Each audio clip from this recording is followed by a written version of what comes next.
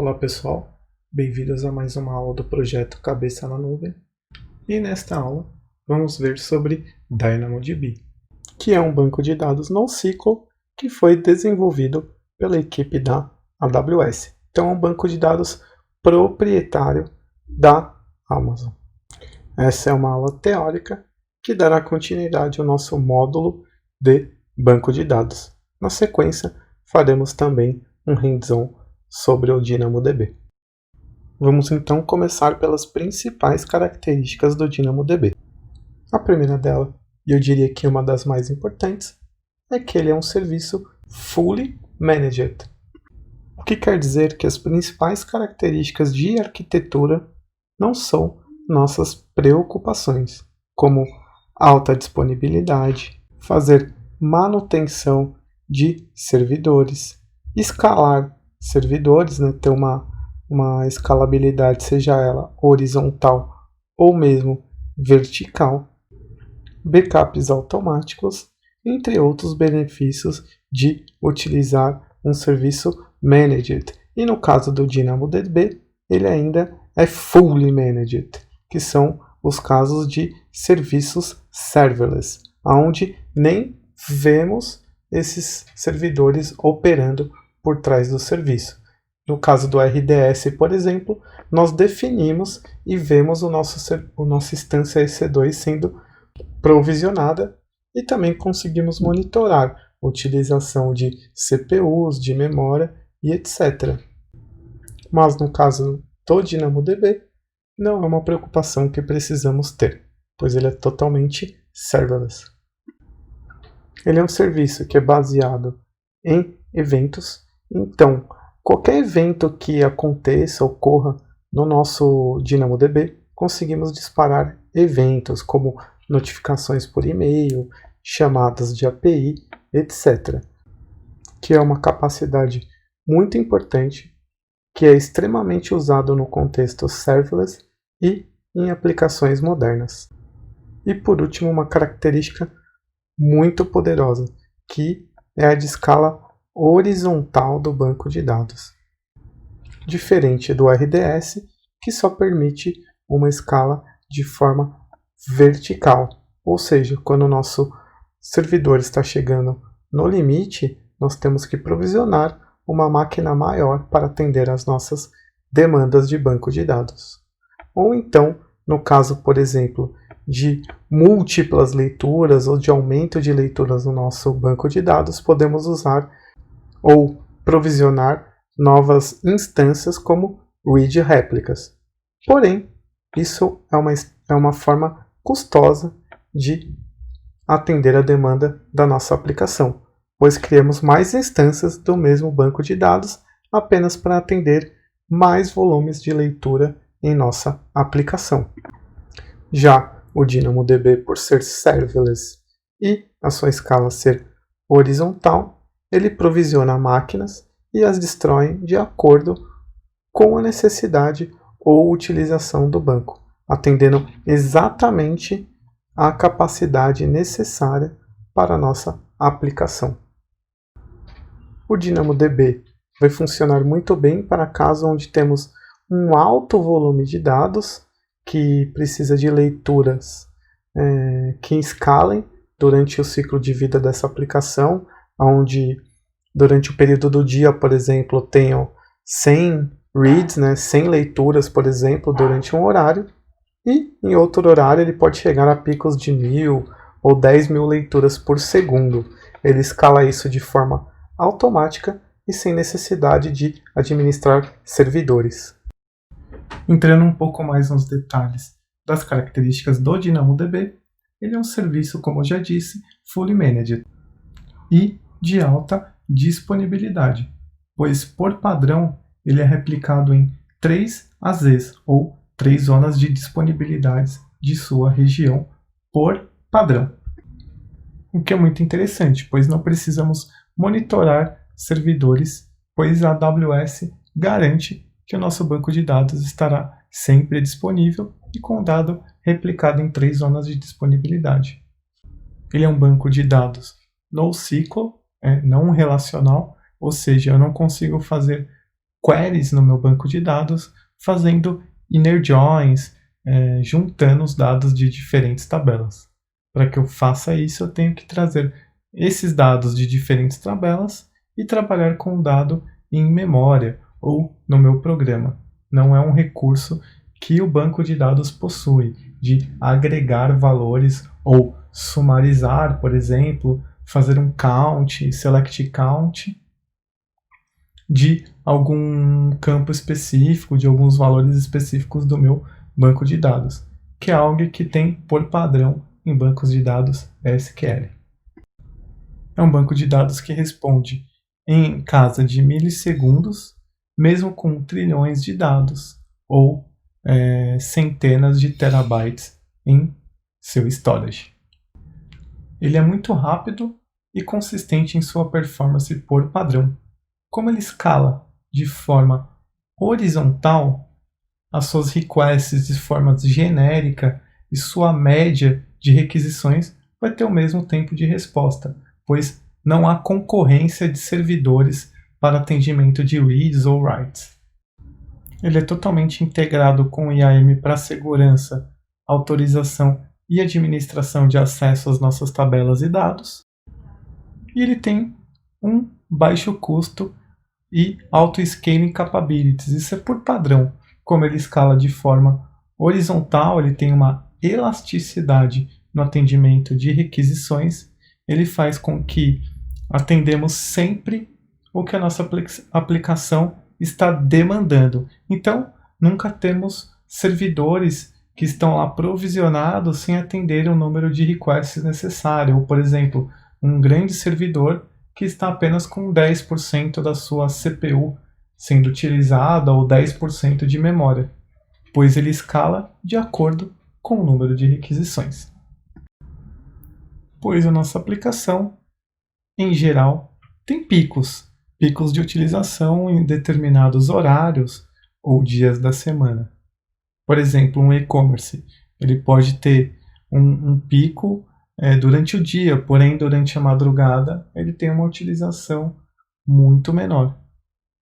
Ao utilizar um banco de dados serverless e que tem por padrão essa elasticidade, ele vai otimizar a utilização dele, pois ele só vai atender às requisições que acontecem durante o dia, sem provisionar máquinas e ter desperdício de recursos. Um outro recurso muito poderoso e interessante do DynamoDB é que podemos criar tabelas globais. O que são essas tabelas globais?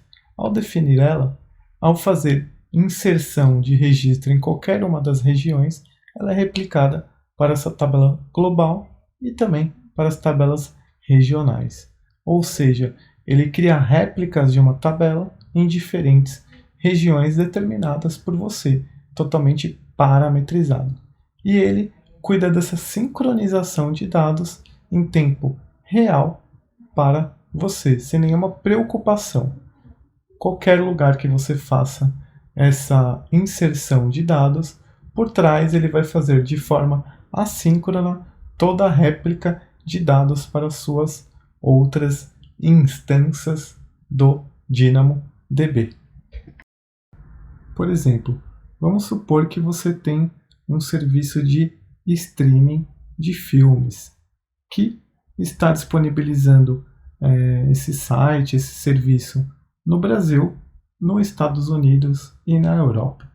Então, quando você cadastra um filme no DynamoDB, ele automaticamente, sem que você precise programar, esse catálogo, esse novo filme, será replicado na sua tabela de filmes em todas as regiões. É uma feature super interessante e super poderosa para a sua aplicação, que pode ser utilizada em muitos cenários.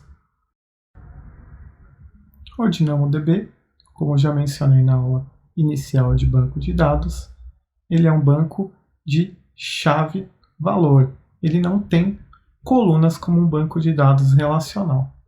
Ele tem uma chave, que pode ser uma primary key, e a primary key pode ser apenas a partition key ou uma combinação de partition key mais sort key. e ele tem vários atributos que são totalmente flexíveis, ou seja, eu posso ter uma linha ou um documento JSON, né? Por exemplo, analisando a tabela abaixo de produtos, eu posso ter um produto que é um livro, e esse livro ele pode ter apenas 3 atributos. Eu tenho uma segunda linha que é um álbum, que ele pode ter 2 atributos apenas. Então, ele é um banco de dados totalmente flexível, ou seja, eu posso ter dados, eu posso ter linhas que têm um número de atributos diferentes, sem que isso afete em nada a minha estrutura de banco de dados.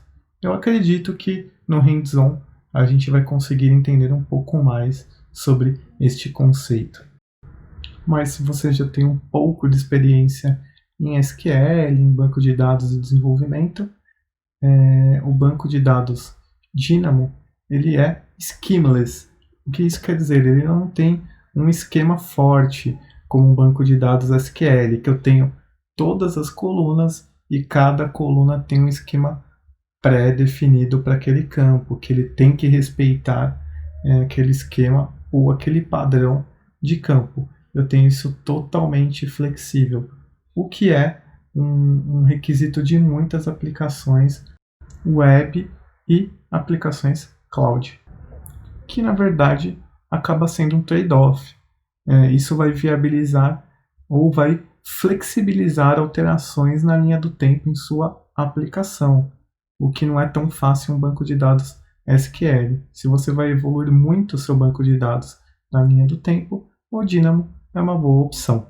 Porém, uma vez que este esquema não é validado pelo banco de dados, a sua aplicação deve ser muito consistente e todas as validações de informação inserida em seu banco devem ser feitas na sua aplicação.